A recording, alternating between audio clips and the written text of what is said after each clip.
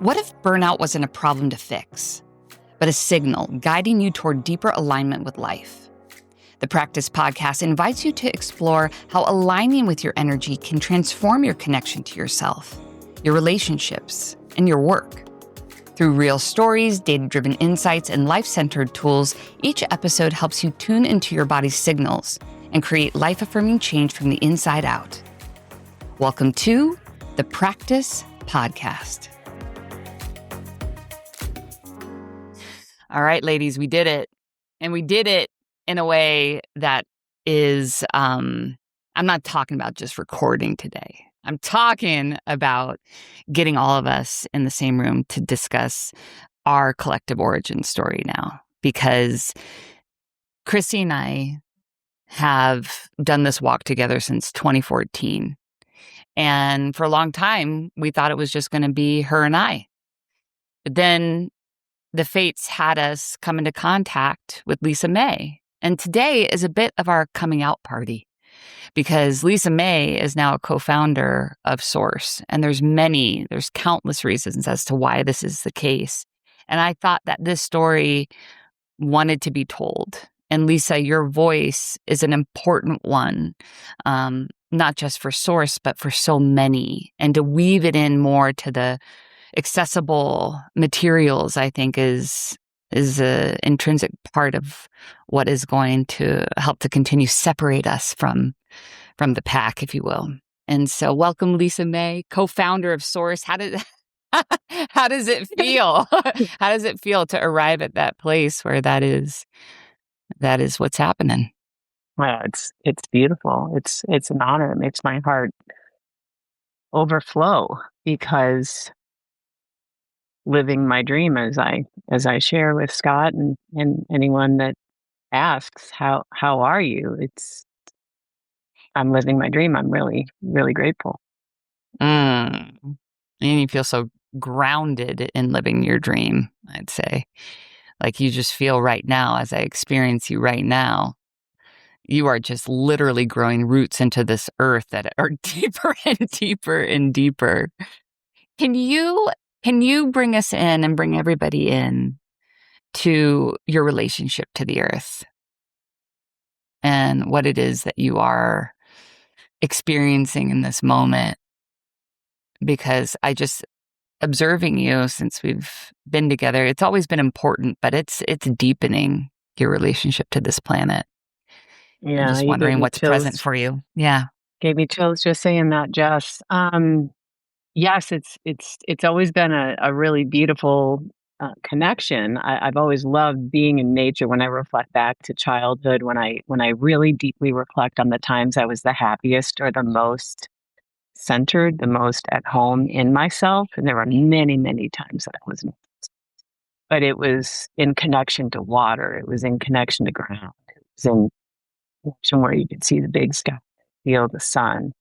So I definitely have had that connection, as we all do, my entire life, but it is deepening for me.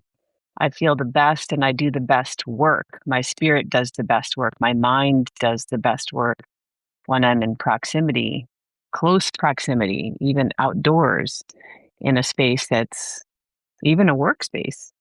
So it is fascinating to watch. And the journey we have been walking on the regenerative path, not just here at SORCE, but in our life, Scott and me, is it's hard to describe. We are being led to it. It is not us charting the course. It is us awakening to and being led by the land, literally, in both River Soul and Lago Soul here where I am now. It's informing us. So I find that the more still I get, the more time I sit on it, the more information comes.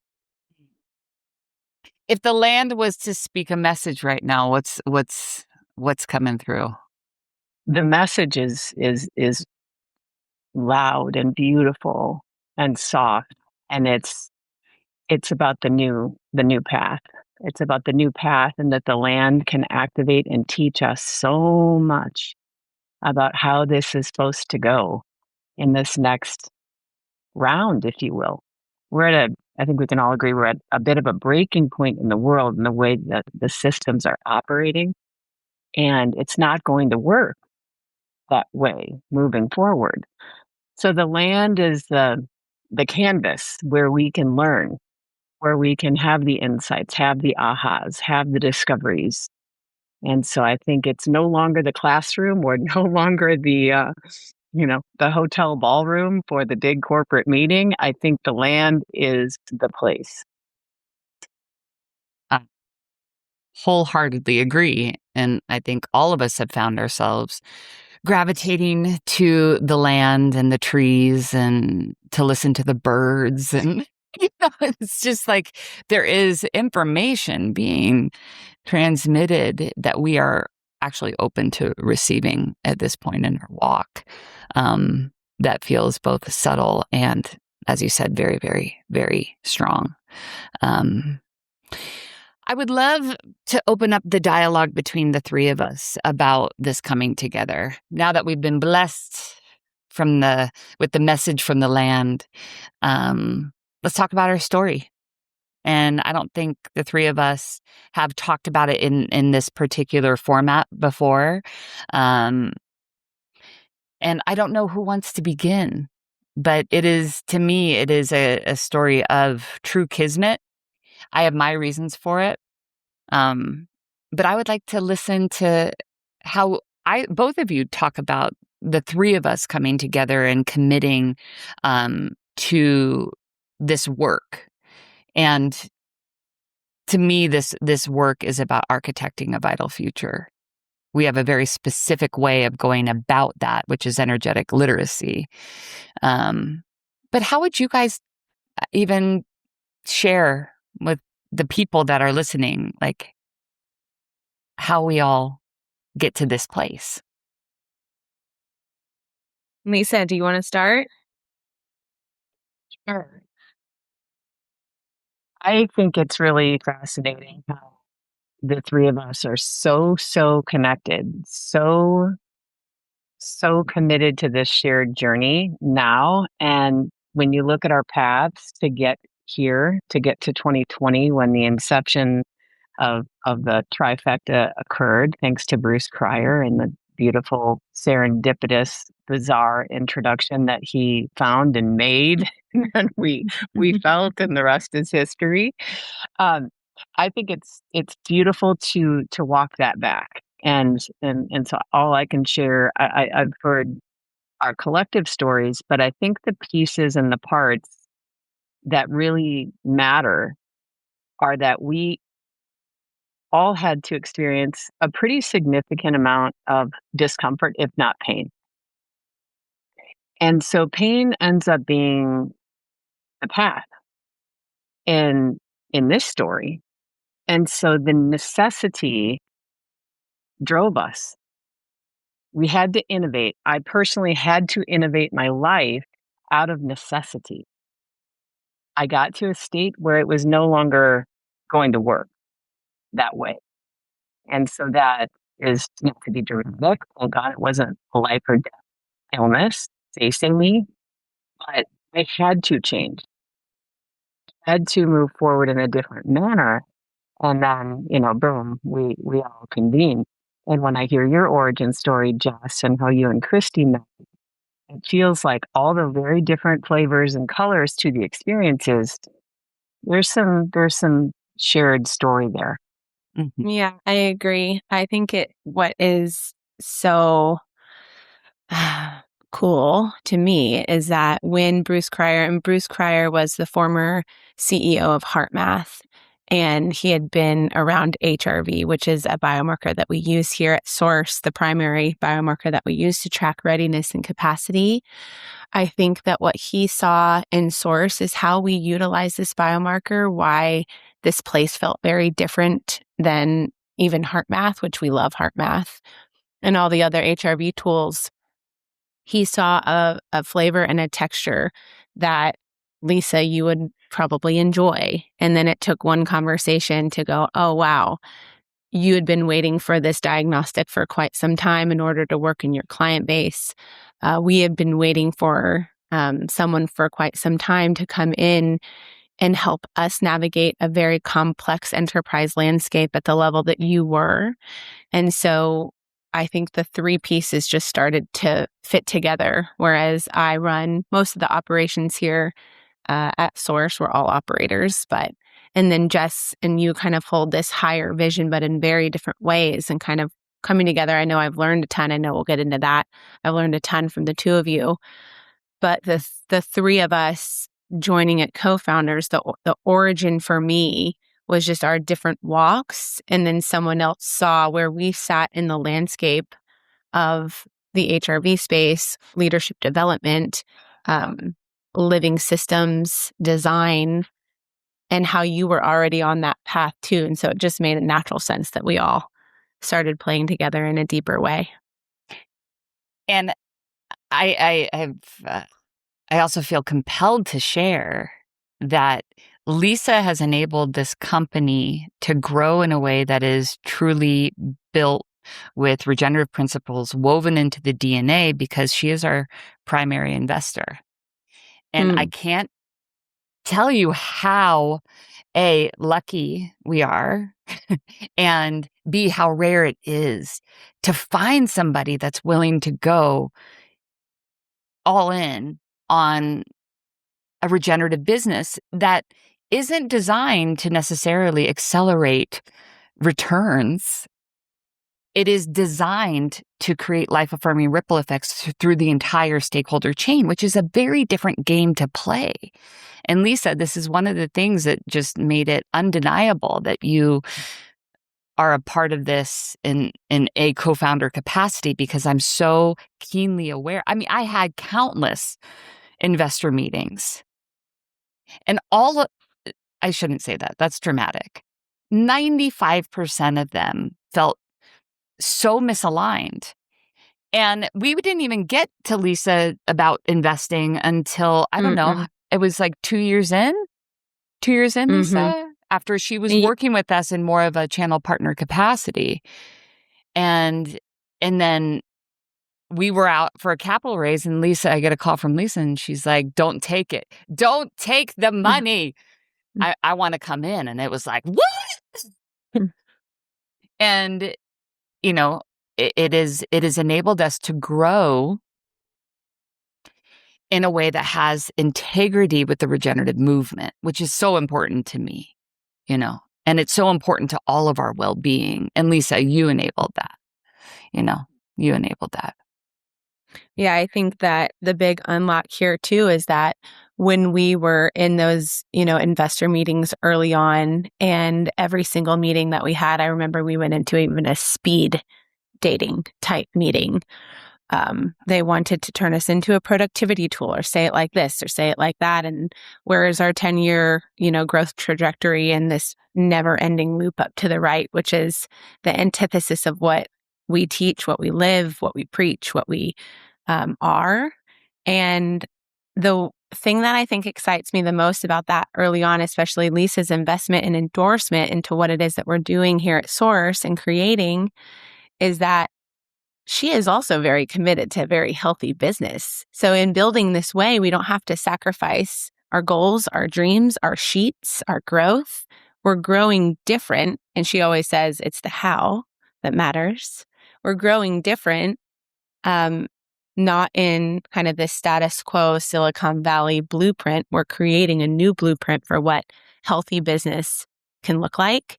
And that's why I love Lisa coming into the fold, because we don't lose sight of either. We can build this way and have a very flourishing and healthy company without sacrificing our health, our personal health, and the integrity of how regenerative business is built.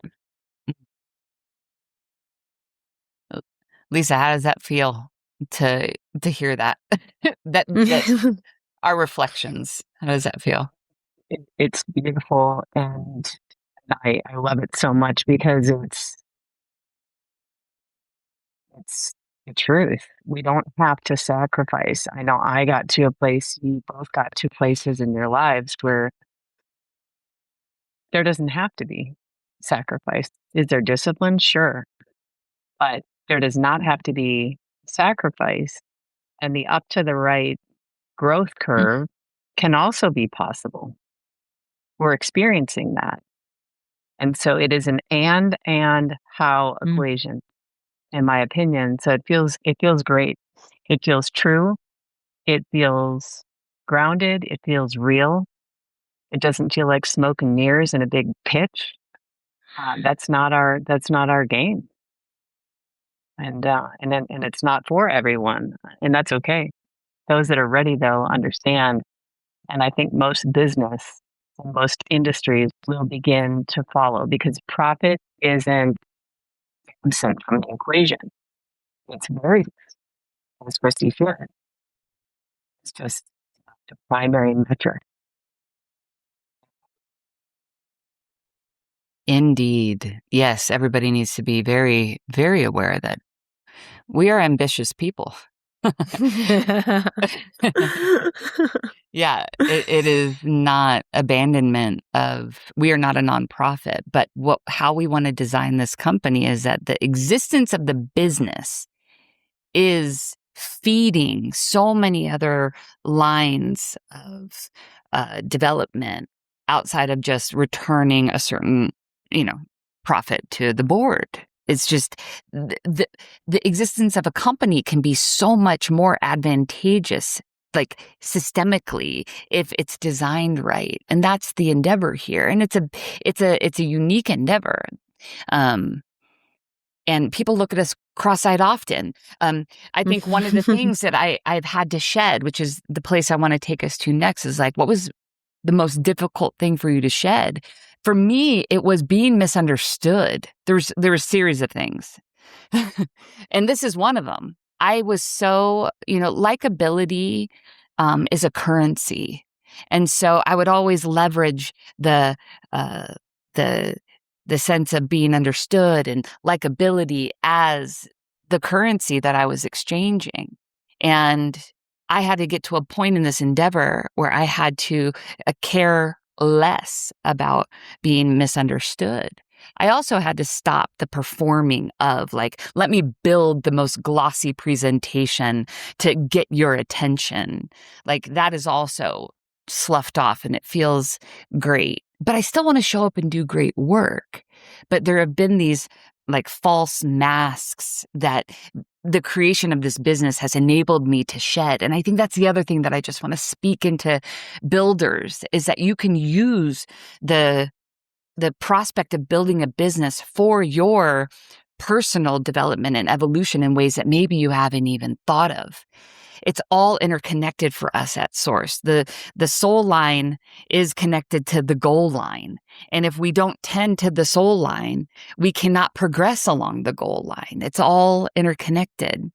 And so when it comes to the things that have been most difficult for you two to shed in this endeavor, what comes to mind? What comes to heart? I will start, but there was 1,000 things flashing. Do you remember? You stole one of mine. The likability? Yes. Like, oh no, that one is mine. I think as women, we probably, women in leadership position, yes. It's probably all of ours to hold. So there is a bit of that, the performative nature of me stepping into rooms filled with people and leaping out of my body in order to hit the script that I think the Wharton Business, the School of Advisory of XYZ is going to hear, and then deem me credible as a founder. As in a C-suite environment, I would go out and, wave my wand and say, look at me, take me seriously too. I also grew up with the 2 older brothers that are extremely intelligent in the traditional sense. And me playing that comparison game, I think, throughout building SORCE has healed parts of me that go, okay, I belong in this room. I belong in all of these rooms, and I don't need to kind of land it in a way that feels, I guess, performative. So that was a steal. But I will say one more. The most difficult thing for me to shed throughout building with both of you, that both of you have really helped me to melt away would probably be owning my voice and owning my authenticity. It's a little bit of the likability piece, but even more so for me that I don't need to be a different person in order to do my job well. This also goes for motherhood, but that I can be me, that I can be silly, that I am kind of off the cuff or brash or funny or goofy. And just because I'm all of those things doesn't mean that I'm any less in a place. And so for me, owning my authenticity that I think I quite like about myself and having a narrative that feels really true, I am addicted to the truth because I've felt far from it a lot of times in my life. And I think the more that I build with both of you and our entire team at SORCE, the closer that I get to truth. And that feeling is the best. So. Yeah. Ditto and ditto on so many of the parts. The identification or the identity formation and correlation with performance, check, 100%. The likability part, check. Just wanting to make sure you fit in and you contribute at the same time. I think the hardest part for me to shed after knowing those parts that I discovered on my journey was that stillness is actually the path. It took me a very long time, and I still actively work on this daily, to not have activity be the metric of impact. And so we're trained from early ages in business in this modern time that the doing is the gold. The doing is it. That's not it. That's not where the great innovations come from. That's not where the revelations emerge. It is in the quiet between the doing that is the gold. So that's been the hardest thing for me to shed, and yet the most rewarding, because that's where, as you said, Kristi, you're addicted to the truth. I'm addicted to that. It's not like I sit here and I'm just still all day, but many points during the day I am. And that's where the information comes from. So it's both. But that part feels so good, so nourishing. Why would I ever move away from that and go back to only the doing part? It's beautiful. It's so funny when I'm hearing you say that, Lisa, too. I'm smirking because of the amount of impact that you create in the world, in this company, in your life is enormous. I don't know if I've met anyone else, maybe Jess and a few others, that have this amount of impact.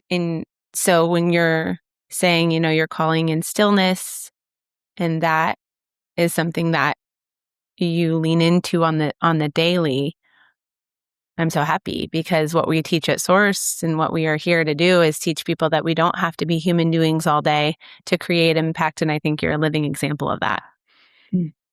Thanks, Kristi. It tees up such a I think a ripe topic in our progression, which is, I think collectively we all love the idea that the data alone would convince people of how to honor themselves. That if they just had the HRV score, the tool, it taking 1 minute a day, that would be enough. I think we all wanted to believe that's true, but there's this other thing that we really had to address that took us a fair amount of time to get to really accept, which is people need to understand how to look at the full spectrum of their energetic information, even outside of just the objective score. SORCE has kind of evolved into this place where we are now teaching people to look at their energy through both an objective lens, which HRV provides, but also a subjective lens, which is about, honestly, it's that felt sense and reflection on how the information is coming through. So when, Lisa, you talk about stillness, I know that this isn't you just like going unconscious. Rather, tell me if I'm right. I want a perception check. When you talk about stillness and you're sitting, it's like, in a way, you're just making yourself available for information to come through that you can take aligned action on. It might be that you just release, at times any need to do anything, but you have such a deep practice in looking at not just your somatic information, but looking at life through your third eye, your visionary. And I think that's what we have grown into becoming at SORCE, is also giving people access to how to revision this whole thing. And they just needed some training wheels on like how to do it, how to validate all these things, Lisa, that you spent a disproportionate amount of time prior to developing. So when you talk about stillness, are you in the actual process of receiving information? And how does that emerge through your vessel? Yeah, it's well said, and it's spot on. It's not a sit to do nothing. Mm-hmm. It's a sit to receive and to stop doing for a moment or many moments to allow. And so there's always things in my mind that I'm working on or thinking about or planning for or creating that are unfinished, more to do. And that's always going to be the case. We're never going to be finished with what we're building. That's part of this human experience. And so that's beautiful. So I find it to be really relaxing versus straining. The old way for me was just literally racking my brain to force a function, force an outcome to a problem or to whatever was in front of me, even if it was a creative idea. It was a push, just driving, extracting and sweating it out. Now it feels so much more in flow because it's easier. It's actually easier. The information presents itself with the sitting still. And it's like, oh, I have an idea. Boom, out of nowhere. Not trying, not pushing, not looking at the data, not looking at spreadsheets. Nope, pushing it all away and sitting back and receiving. And we call this validating your information. So what Lisa does great is that she has really developed a practice where she's in trust of how it's emerging. And it can feel like listening. It feels like you're listening, which is a little bit of a synesthesia kind of effect, You wouldn't think you could feel listening, but you can. And it's really beautiful to observe in you, Lisa. And I want to move us on to, like, what is it that we're learning about the people we are serving? Because even since we've come together, we've gone through transformation, and maybe a couple. And we've had to make certain pivots on how we reach the market. And what we've really discovered is that there are people that are for us and we are for them. And we've been able to develop a process by which to find each other, and that feels so good. So tell me now, from both of your mouths, what do you think, we're discovering about the leaders that we serve? Because they're like unwrapping presents to me. I'm just like, ooh, what's going on? What are you guys discovering about the leaders that we're serving at this time? What I'm seeing about the leaders that we're serving now, and even more of a tectonic shift, I think, here at SORCE within the last year, of a bit more of an explosive growth period when it comes to who we are, what we're doing, the language we're using, and who is coming. There's a lot less trying to reach and a lot more showing up as we are and allowing people to come and go as they please if they are not a fit for the work that we're doing.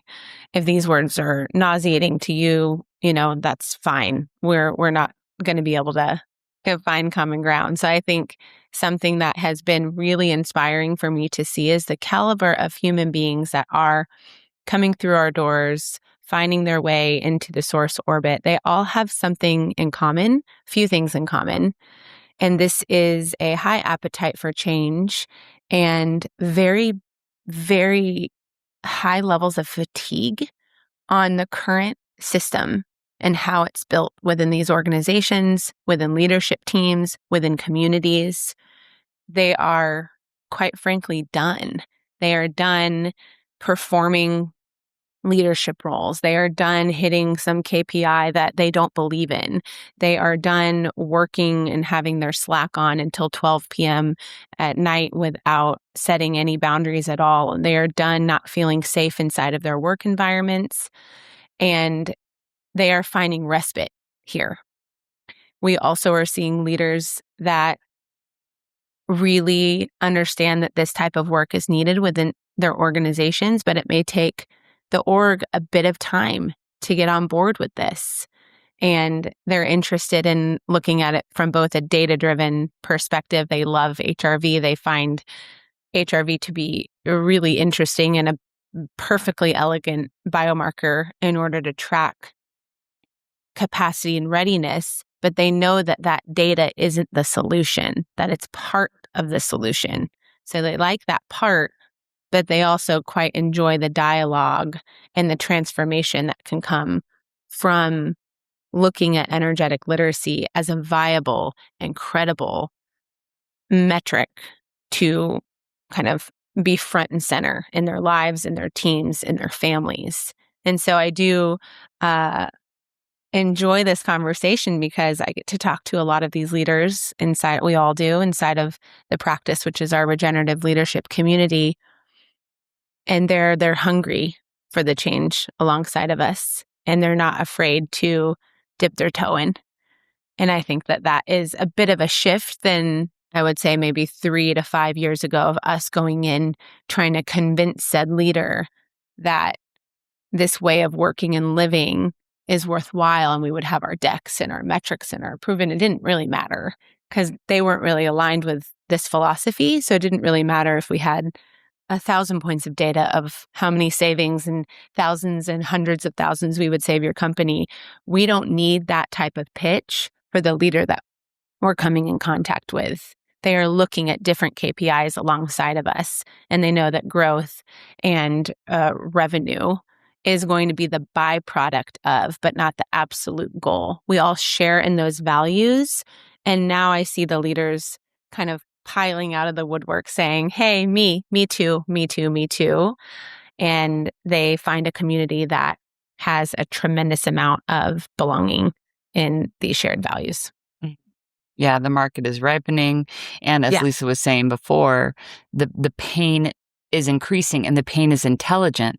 It's a motivator. It's a grand motivator. And yeah, people are more ready and open for this work because of that. Lisa, what are you discovering about the leaders we serve? So well said, Kristi and Jess. The readiness is at an all-time high. There's a bubbling up occurring. And what I find beautiful and fascinating is it's leaders very high levels. Leaders who have lived seasons, years in the deep, deep trenches of building, turning around, starting from infancy, accelerating growth. They've done all the things. They know how to do it in the old system. They're bubbling up here because they know the old system is broken. And so that's really inspiring for me, because if you can perform, if you can get it done in the current system, my goodness, do I want them on this wall where we do it with ease, with energetic alignment, integrity, literacy, all the while agentic AI and all the beautiful accelerations of innovation in our world, we will remain grounded because of those leaders. They know how to do it in the current system. Imagine what it's going to be like when they're over here doing it this way, and they're coming in droves. So it's pretty fun to see. What do you think is, I guess the question is about how do we assure them that this is the way? I was thinking about the journey this morning and the power of connection, the power of community, the power of actual humans in unity is what many are missing. All of us, I think, previously were maybe missing. And what I would say to the leaders is that not only are they not alone, but you're home here. You are literally home with leaders like you who see the change, are the change, and want to learn how to propagate the change. Only with ease, though. It's not about laziness. It's about grace. It's about not pushing in the old ways. And so that's what I would say is that it is such a beautiful moment because they're home and able to create the changes that they see and want to make in the world here. Mm-hmm. Yeah. I also say, to the question of how do we assure them, spend a month here and feel how your body feels different. Feel how do you feel when you're experiencing your work and your life from this place? Let that be the main metric that you track. See how it does or doesn't impact your work, the quality of your work, the quality of, and your work can be defined as anything. We can also look at nature as a guide. So I often forget this one, although, because for me, the connection to the planet is something that I haven't spent a ton of time reflecting on, but I know how I feel when I'm around it and in it, and I know how I crave it. So how do we assure them is let your body be the guide to go, okay, if I build in this way and I come into energetic literacy as my North Star, how do you feel? It's the same when I had a private practice in nutrition. How do I assure you that eating fresh fruits and vegetables and whole foods at a bare minimum is going to change your life? Test it, try it on, wear the hat for a minute. I think a lot of us, or even historically the leaders that would come here are afraid because if they kind of step over to the side that they might lose their impact, that they're going to start bleeding out, that their company won't make as much money, that their teams will no longer be thriving, that everybody, will just have recover days and log off. We see the exact opposite. So I think it just takes a bit of retraining and relearning and unlearning, which is what we experience, which is why the practice is called the practice, is because it is. It's a practice. It's not a destination. So my humble advice would be to test it out for a month and allow the fear that this won't work, allow that to be identified as probably just a fear. Mm-hmm. Yeah. Right now in the practice membership, we are collectively unlearning that control creates safety. And we unlearn this to remember that coherence is actually what creates safety. It's these little tweaks, let me flip this mechanistic belief kind of on its head and live from that place for a month. And let's see where I land. Let's see what happens if I prioritize my coherence above trying to control all the people and all the outcomes. What happens when I give that priority first? And to Kristi's point, once you experiment, test these ideas against your system and just see what both the quantitative experiences in your HRV data when you do so and the qualitative felt experience And I know to anybody that's like, you guys are probably doing a bunch of mushrooms. And I'm not saying that that's not true. I'm not saying that that's not true. No. Not true here. And not true. But the truth is that these embodiment principles and you getting into the right brain and your felt sense is actually what recreates the external world. As above, so below. As within, so without. When we change what's in here, that out there, the projection screen also changes. And that is what we believe. And again, proof is in the pudding. We see people's HRV rise. We see people's felt experience improve. And what we're really looking for at this time, and you two can both speak into this, but are the leaders that really know that what we are saying is true, and they want to take a swing, at a deeper cut with their teams and their companies. Because you don't have to live in a prison of your own making. We can redesign this whole thing. And we are. It is happening. I know it feels like you're swapping the engine while the plane is in flight. But it's like that plane also has like these wings that are supporting the process. And it's what time it is. So let's round this out with a bold statement, ladies. I want you to give me like one bold statement about where this is going.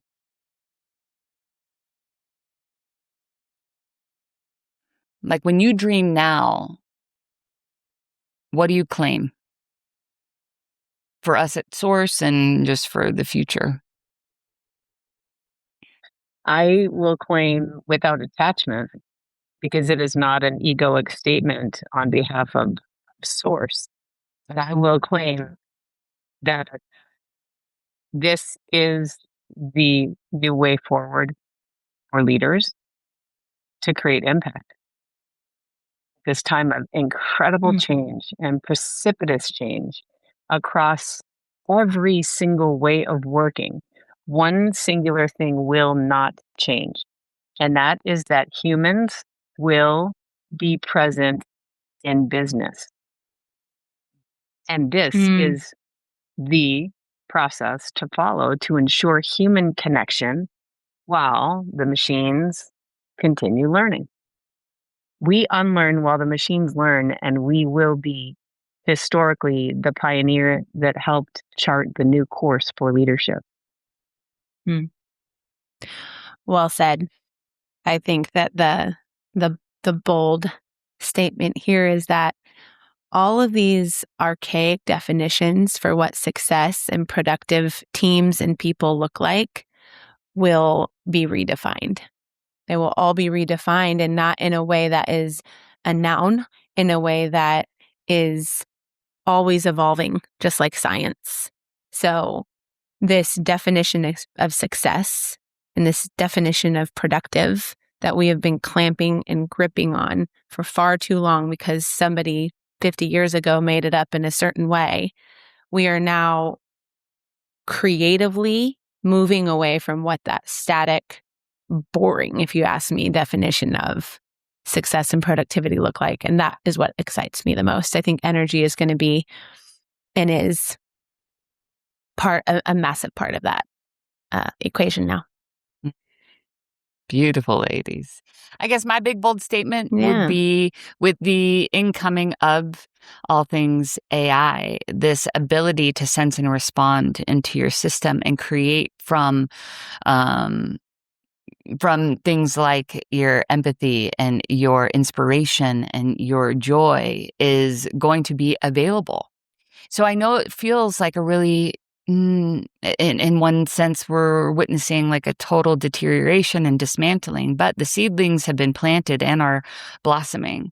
And I really think that AI is going to enable humans to once again become more human for those that are willing to do the work. Because here's the truth, guys, is that when you re-enter your humanity, there may be some unreconciled present. some energetic and emotional material that you're just going to have to, touch into with compassion and care and dissolve and alchemize for more spaciousness and freedom and all of the things that we want to experience more consistently. But it is possible. There's something called interoception that you need to learn, and embrace this ability to sense and feel into your system and create from that place rather than a disembodied place that's ticking boxes.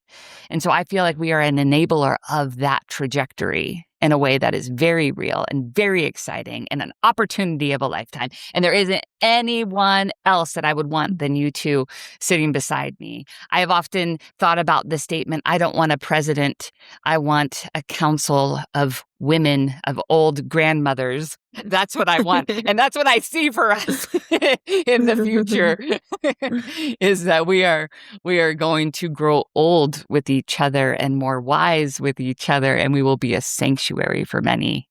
That is my bold statement. And I'm so grateful for you guys. Yeah. Yeah.